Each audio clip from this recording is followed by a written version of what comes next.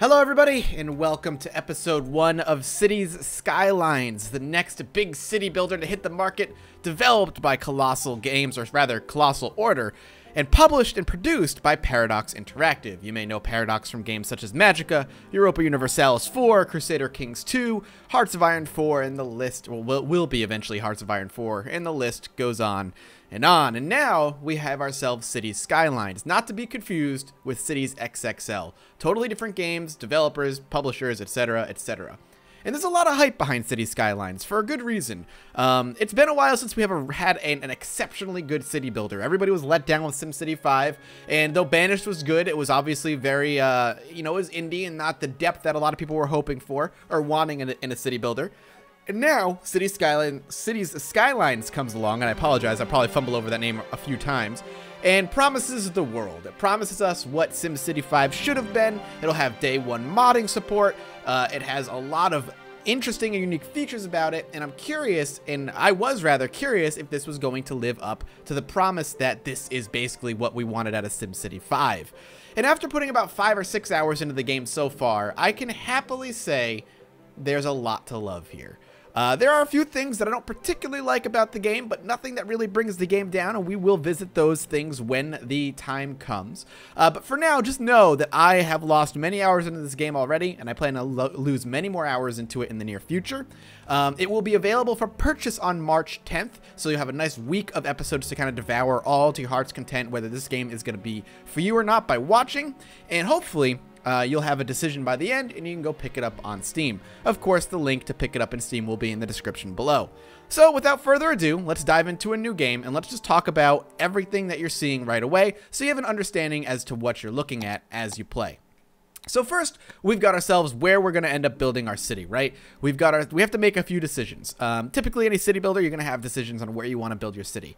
There are some important things to consider here, but generally speaking, it doesn't matter too much. But let's look at what we're seeing down here. So obviously, this is the name of the place where we could build it. This is a quick screenshot of what the area would look like. The name, when we want to name our city, if we want left side traffic or not. And then down here is the important shit. Right here is our natural resources. How much oil we're going to have. How many ore resources we're going to have. How much fertile land or farming resources we're going to have. And how much forestry resources we're going to have. And all these will kind of impact the mid to late game as you're building your city. So for instance, if you end up building a lot of power plants that run on oil, you might want to consider going to a place that has a lot of oil available for you. And the reason that's important is because if you end up building oil power plants in areas or in a land that doesn't have a lot of oil resources, what you're going to end up doing is importing a lot of oil, which costs the city money. And not only does it cost the city money, but if there's a really bad traffic jam and you're running really low on oil, and the car that's carrying the oil to the power plant gets stuck in that traffic jam, there could be a blackout until that car gets there. So that's really important to consider if you're planning that far ahead.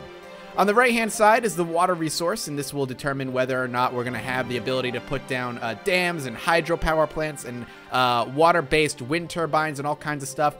Basically, how much of the area we're going to be able to play with this water mechanic. And then the bottom is outside connections. Now, this right here I haven't messed with too much yet. As far as I understand, it's just basically highway, train, boat, and plane. What you're able to use to import, export, tourism, and all that other stuff. There's only one map, and I believe it's Two Rivers, that has one of them unavailable. Everybody else has all of them available to you. Just Two Rivers does not have it available to you, and that's not a big deal. You might be like, well, that's kind of a pain, but that's not a big deal because, like I said, we have ourselves modding tools on day 1, and if you don't like it, you can make your own map, maybe something a little bit more challenging. So that's kind of neat. I like that a lot. We also have down here a little percentage of what area is suitable for building. So you can go ahead and give yourself a challenge. There are some areas that are only like 57% suitable, 69% suitable. I'm sure Ryan's building on that one. 63, up here 75, 77, 70. So again, you can decide, like, do I want a small city, a big city, this, that, and the other. For us, for this particular playthrough, we're going to be playing on River Run. River Run I like so far the most. I've played on 3 different maps, and River Run is the one I think would be the most fun to build on. So we'll go ahead and name this city Mythopolis. And we'll consider it the capital of a modern-day Mythopolis empire that is currently being fought for in Europa Universalis 4, and we'll assume they've won whatever wars they've gotten themselves into, and now this is the capital, and now we have to build the city that belongs to them in the modern era. So we'll go ahead and click start, and once the game loads up, we'll kind of dissect the UI and talk about what's going on here so you guys have an understanding as to what you're looking at. So we'll pause it real quick. Don't worry about the tutorials. One of my gripes with the game early on is actually the tutorials. They're pretty blasé. They're not very good at kind of explaining what you need when you need it. They're good for giving up like tool tips for basic stuff, but this is a very, I've found, kind of learn by the seat of your pants kind of game, which is fine, which is why glad I put like 5 or 6 hours into the game so far. So what are we looking at? Well, let's just look at the obvious first. When we zoom out, this is our dotted line. This dotted line is showing the area we're allowed to build in here. And you might be going, oh my God, Mathis, it's not that big. That's about as big as SimCity 5. And you're right, with one notable difference. The bigger your city gets, eventually they'll unlock the ability to buy plots of land around you, very prison architect style, up to 9 plots. And your cities can be up to 1 million people big. That's awesome. So I have, in one of my playthroughs, bought 3 plots of land, and there's a lot going on, and it's really fun, and it can be a little hectic at times. Let's start at the top left, and we'll work our way around. So this is info views. We'll be using this a lot when these certain things unlock. These are basically going to show you just kind of like what you are in dire need of. So, for instance, when we get power up, we're going to eventually be able to click this electricity thing. It'll show us how much electricity we have available, how much is being used, if we're in the red, yellow, or green, and a bunch of other statistics. This is something that, again, we'll be visiting a lot of, and you'll kind of understand as we use it. The middle is basically the chirper. It's their version of Twitter. This is not so important right away, but as your city gets bigger, it becomes more important. The reason for that is it's very good at letting you know if something is going wrong in your city. There have been plenty of times where I may be focused over here at a part of my city and building something and planning something, and something all the way over here is going terribly wrong, and I'm not paying attention to it, so Chirper will say, oh my God, are these people ever going to get water? They're drinking dirty water. And I have to be like, wait, what are you talking about? Let's go take a look. Oh, you're right. They're getting polluted water. Let's fix that. So he's important to pay attention to. This is just the options menu. And then down here is going to be the meat of your UI. It's pretty simple to understand once you understand what you're looking at, which, I mean, I guess is kind of a stupid thing to say, but we'll just go ahead and do it. Date and time, speed in which you're moving the game forward, world view, which you can see the world, obviously. This will eventually unlock to allow you to buy more plots of land, name of your city right here. These 3 bars are the need for residential, commercial, and industrial zones. Right now we have a very high need for residential because nobody's living here.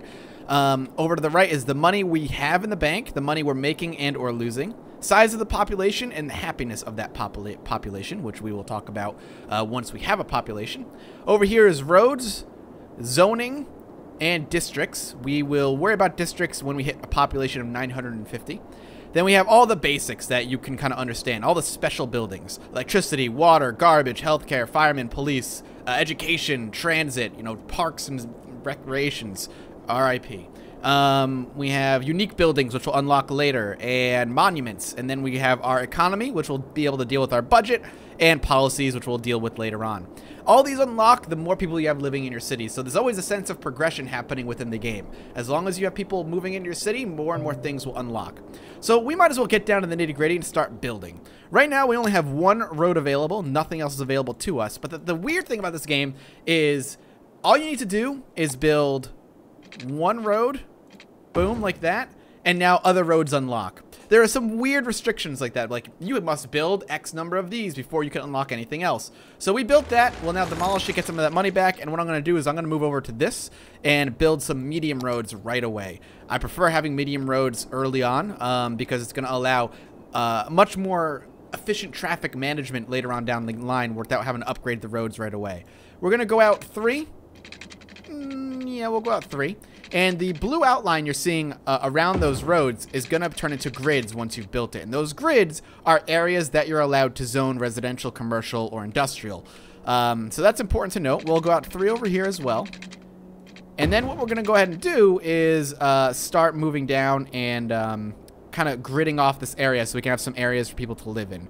So we'll go down, like, I think 3 again is a good number. And then we can actually bring this down about 3. That should be good. And then we can lock this over here, which is awesome. And then what we're going to do is we're going to grid this in the middle with smaller roads for the residential zones. And then what we'll do is we'll do the same thing over here. Boom. We'll go down 3. And then we'll go over here. And something I neglected to talk about, we'll talk about right now, is what these 3 tabs are. So right now I'm using the snapping tool.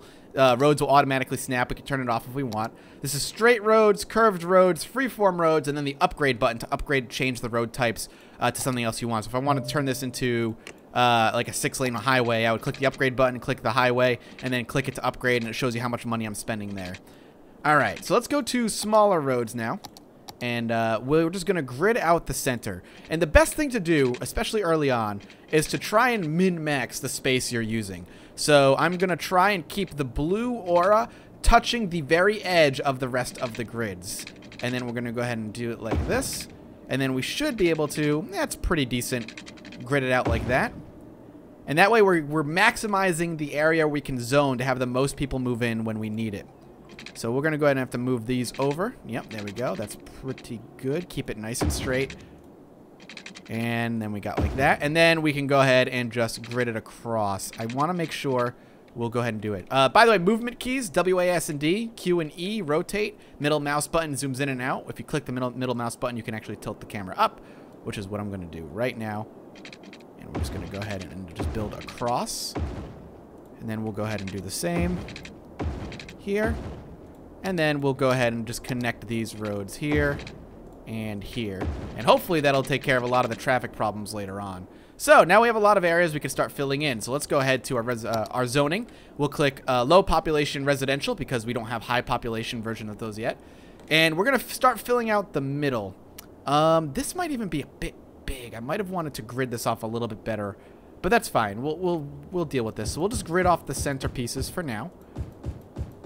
And there we go. And now before we unpause, let's go ahead and give them water. So water and electricity rather. So this is where we're going to first start using some of the tooltips up here that we have available to us. Let's go ahead and do water first. And water is pretty simple in how it works. You need a water pump and a sewage drain. You go ahead and click this, and what you're going to see is the way the water flows. Now this is important to pay attention to for very simple reasons. If I decide to put the water pump downriver and then put the sewage drain upriver, all the poop is going to flow into the river, flow downriver, and then get sucked up by the water pump, which is then going to get fed back into my city. People will start getting sick, and they'll start dying off and cause a shit-pocalypse, as LOL Vernene caused at PDXCon 2015. It was pretty hilarious, but I don't want to have that happen. You're also going to notice an orange circle around these buildings. That is the noise pollution in the area that will be noise polluted. Keep note of that. It's very important not to build certain buildings near like residential areas. So let's go ahead and drop this here and a sewage plant here. And then we'll go to power and we will start dropping power. Now we have 2 options for power early on. We can do a wind turbine and coal power plant. I'm going to go with wind turbine early on, and because they're cheaper and you can kind of build a few of them without too much of a problem. Once you click wind turbine, it's going to show you the areas on the map that are best suited for putting down a wind turbine. The darker the area, the more wind that occurs there, and the more power you can generate. You can actually see how many megawatts it's going to end up generating just by hovering over these areas. So here is going to be like 4 megawatts, 6 megawatts, over here 7, and there wasn't even a place that was 8 somewhere over here. We will try and plunk it in the corner over here. We have $42,000 right now, so I'm going to plunk 2 down. And there's a white aura that surrounds that. What that is the area that you need to place these power lines in. Basically, you drop a power line here. You can drag it across the ocean, should you so choose. And what you need to do is you need to connect these power lines to the white aura of certain areas. Once buildings start getting built over here, you're going to start seeing the white auras pop out over here. All you need to do, and this is important because a lot of people get confused with how power works, is keep the power line within the white aura. And as long as the white auras of all the buildings are contiguous, you just need one power line to touch the entirety of the white aura. So once there are buildings all throughout here, there should just be one gigantic white aura around all of it. And all I'm going to need is one power line just touching the inside of the white aura to power all of these buildings. And hopefully that makes sense. And once you see it in action, it should make a decent amount of sense. So let's go ahead and drop some power here and here, and that should power them up. And then what I'm going to do is I'm going to drag the power line up this way, and I want to keep it as far out of the way of the city as possible to keep the city looking pretty. And I'm going to drag the power line to about here. And then I'm going to go ahead and zone out a couple areas of commercial for some money. And now we can start unpausing the game and letting some certain things happen. So, oh wait, no, we got to pause it. I need to drag pipes. Pipes make a lot more sense, by the way. Pipes are simple. You just click and drag, and the blue aura that surrounds the pipe itself is what's getting watered. I like to just go ahead and build it along the roads, because if you do it something like this and like this, and you connect it, typically it'll sometimes it'll cover a much bigger area. And we can go ahead and do this. Boom. Boom. Boom. And then for sewer, all we need to do is the same thing. We just have to connect it to the same system, like so. And now we've got ourselves a sewage system and a water treatment facility. And we can go ahead and fast forward time to ×3, so buildings start getting built here. There we go. We've got some houses moving in, which is great. Hopefully we're going to see, if we go into power, you can see the white aura there, and I'm hoping we get some commercial buildings early. What I might end up doing is filling in a small area of this. So when you fill in zones, by the way, you have multiple options. We got the paintbrush tool, which is what I was using, which fills in the entirety of the area of the grid. We can go ahead and just use the square tool and then click and drag and cover however much we want to cover that way. And then we have two paintbrush tools, the small paintbrush and the large paintbrush, and we can kind of do more abstract things that way. I'm actually going to go ahead and just do it like this, and hopefully we'll have some people moving in early. And I just need to get the auras connected here. I keep calling them auras. I don't really have a better term for that. While we wait, let's take a sip of my latte. They still have a need for residential, so I'm surprised we haven't seen any more buildings popping up. We've got commercial popping up now, which is awesome. Still no connecting aura yet. And we're starting to need some industrial as well. Yes, blackout. Yes, I know. We need electricity. I get you, buddy. We're working on it. There we go. So there we go. So as you can see, we had a building pop up. It created that little aura, and now all of this is covered in white. It's all connected. None of it's broken. And we have power throughout the city, which is fantastic. Very happy to have it. Okay, let's actually go ahead and do that. So, let's keep an eye out down here. So we're losing money pretty rapidly, and there's a number of reasons for that. But right now, what I'm going to want to do is try and get ourselves some industrial zones up. And the best way to do that is going to have to build it away from them. And the reason you want to build it away from the city is because it causes pollution, noise pollution, and all kinds of badness for the town. Problem is... yeah, I know. We got that. Problem is, we do have not that much money to play with, and hopefully we'll be able to do something with it soon. We might want to spend our money anyway, and at least get a road out there. So let's go ahead and get a road. It's going to cost us a big chunk of cash. So we'll go out to about here. And that's going to cost us a lot of money. But we could do some real basic stuff, like just painting a very small area of industrial here. I don't know if we're going to have enough money to bring water down here. I think we will. Yeah, we will. So let's go ahead and just drag some water.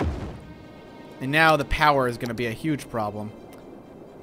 It might be easier for me to just drag power out this way and then up this way, but money is going to be tight, so we'll see what we can do.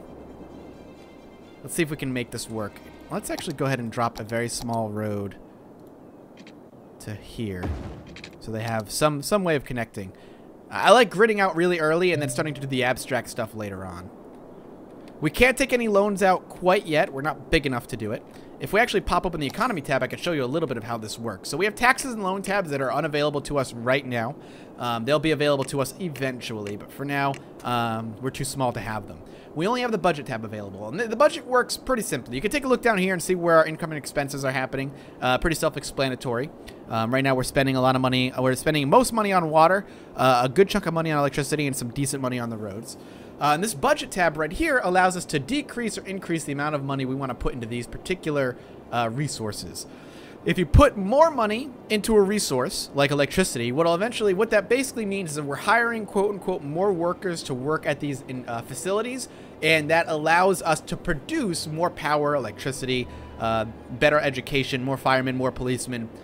Again, all pretty self-explanatory. And it works the other way too. If we take away money out of these things, we're not going to have as much. It's a way to cut back a little bit. And before we go into anything else, we can actually take a look at some of the stuff here now. So we got the, this is the traffic tab. Shows how traffic is going. Green is good, and orange, yellow, red is bad. Happiness, where the happiness sits. What's the happiest right now? Commercial is the absolute happiest, while we have industrial and residential not too happy. Mainly because we don't have a lot going on right now in the town. How water's looking, how electricity's looking, how much available we have. Green is good. How much, you know, we're consuming. We're producing like, I think like 12 or something megawatts, and we're only consuming 3. Maybe building that extra windmill was just a little bit premature. But, you know, it is what it is. There's nothing else we can really do about it too much. Kind of just have to wait and hope that we start making some money soon. I mean, this is going more and more positive, which is good. And hopefully that'll happen a little bit faster now. Illuminating non-taking applications for members. Address for applications is a secret. Aliens conspiracy. There's some entertaining tweets that can happen here. Or I should say chirps. Entertaining chirps. So something I don't know if I've actually discussed, and maybe a good point to wrap this particular episode up, is a neat little note. This is all done in Unity. I was surprised to hear it when I was at ParadoxCon, but this entirety of this game is a Unity engine game. And it is a beautiful Unity engine game. A lot of people say it looks a little simplistic. I actually like the art style they went for. It feels like I'm playing with toys in a toy box. And for a city builder, I think that's a very positive thing to say. Also, all the citizens, all cars, everything is simulated and tracked in the world. So, and unlike SimCity 5, they actually live in a house, not just whatever house they can get to, and work in a particular place, not just whatever place they can get to. So, for instance, we've got ourselves Albert Campbell. He is a resident of the Heather residence. He works at the Quiet Corner Shop, and he is going home right now, and he's pretty happy. And everybody's simulated. It's awesome.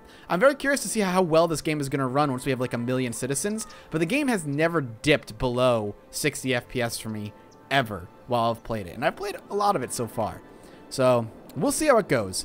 But on that note, I think this is a good early introduction to how the base mechanics of this game work.